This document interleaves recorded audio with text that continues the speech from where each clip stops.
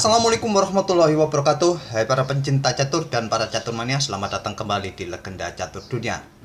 Tim Rusia juara video online Olimpiad setelah mengalahkan tim Amerika Serikat di partai final dengan skor 2-0. Di babak pertama, Rusia menurunkan 5 Grandmaster dan 1 International Master melawan tim Amerika yang menurunkan 4 Grandmaster, 1 International Master dan 1 Video Master. Hasilnya Rusia menang 2 game, kalah 1 game, dan 3 game berakhir remis. Sedangkan di babak kedua, Rusia sedikit merubah komposisi dengan 5 Grandmaster dan 1 Women Grandmaster.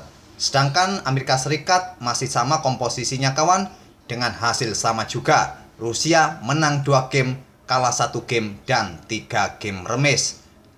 Dan pagi ini masih kawan, kita akan mengulas game di meja 1 yang dimainkan oleh Daniel Dubov melawan Jeffrey Xiong.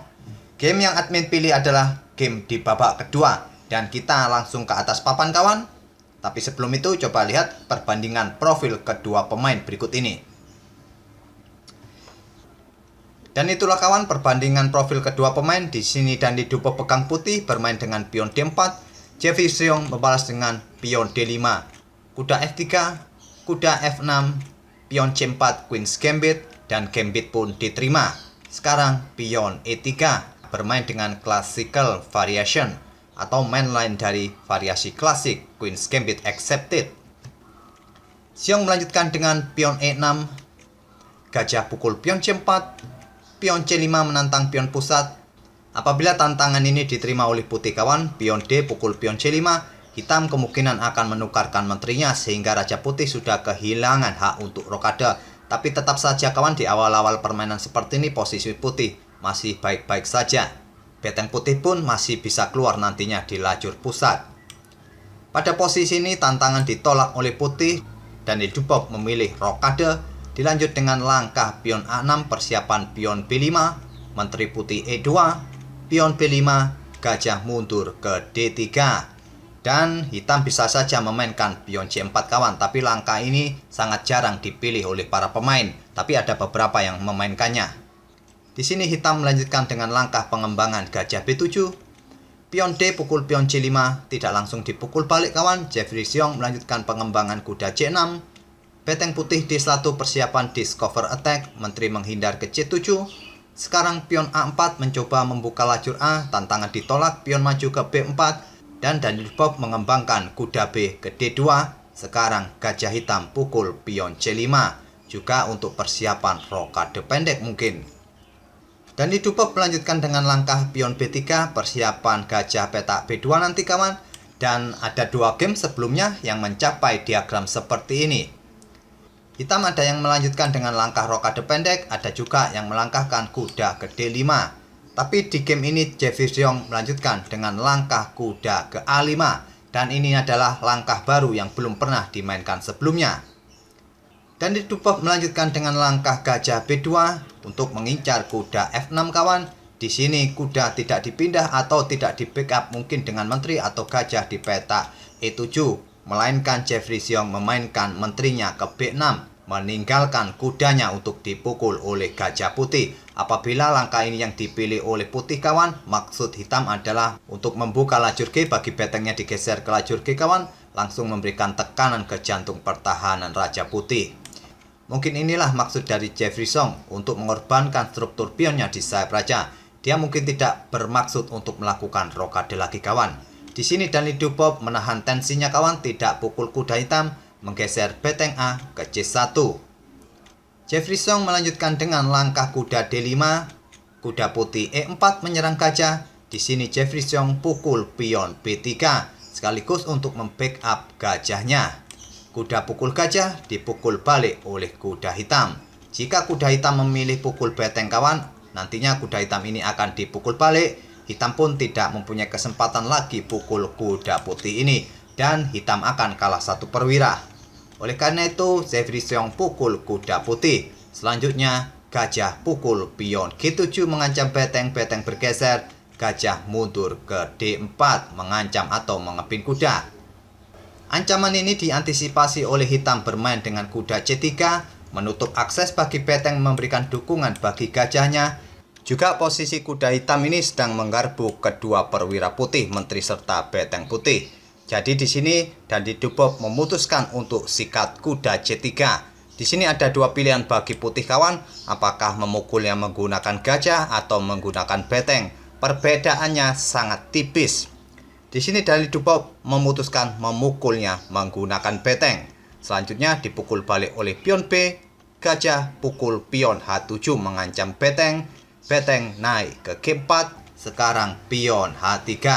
Dan beteng ini sudah tidak mempunyai petak yang aman lagi kawan, memaksa beteng pukul gajah. Dipukul balik oleh beteng putih, selanjutnya beteng hitam bergeser ke D8 menantang pertukaran. Di sini tantangan ditunda kawan. Dubov memilih langkah menteri ke C4 untuk memberikan backup bagi pionnya. Karena nanti setelah beteng pukul beteng, pion akan bisa dipukul oleh kuda hitam. Dan dengan melangkahkan menterinya ke C4, kuda ini tidak ada yang menjaga selain pionnya kawan. Jeffrey Seong memutuskan pukul kuda, dipukul balik oleh pion G sehingga rusaklah struktur pion putih di sayap raja. Dan di sini Jeffrey Seong melanjutkan pertukaran perwira kembali. Dipukul balik oleh menteri putih, sekarang pion A5.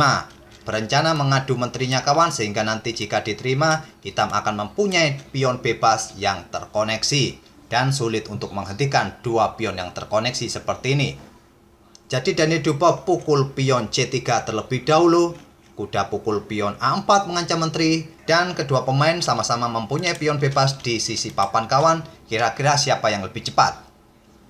Permainan berlanjut, Dani Dubov melangkahkan menterinya ke H8 skak, raja ke E7, gajah ke C2 mengancam kuda, kuda ke C5, sekarang pion H4, kuda ke D7, dan pion H5 lanjut Dani Dubov. Menteri ke C5 mengancam gajah, gajah ke A4 mengincar kuda, kuda ke F6 mengancam pion, pion didorong ke H6, menteri ke C4 mengancam gajah. Di sini Dani Dubov tidak memindahkan gajahnya, dia mendorong pionnya maju ke H7. Menteri hitam pukul gajah, menteri putih pukul kuda skak, dipukul balik oleh raja hitam dan pion promosi menteri skak, raja kembali ke E7 dan menteri putih ke E5, sekarang menteri hitam bergerak ke B4. Dan pion bebas hitam ini kawan sepertinya sulit untuk dihentikan lagi segera promosi karena ada pengawal yang cukup kuat. Dan keputusan yang logis di sini kawan bagi putih adalah bagaimana caranya untuk mendapatkan remis. Karena pion hitam ini sangat sulit untuk dihentikan lagi. Di sini Dani Dubov melakukan skak di petak C7, raja ke E8, menteri C8 skak, raja kembali ke E7, menteri ke C7 skak, raja ke F6, dan sekarang pion F4 untuk memberikan dukungan bagi menteri untuk melakukan skak di petak E5 atau petak G5.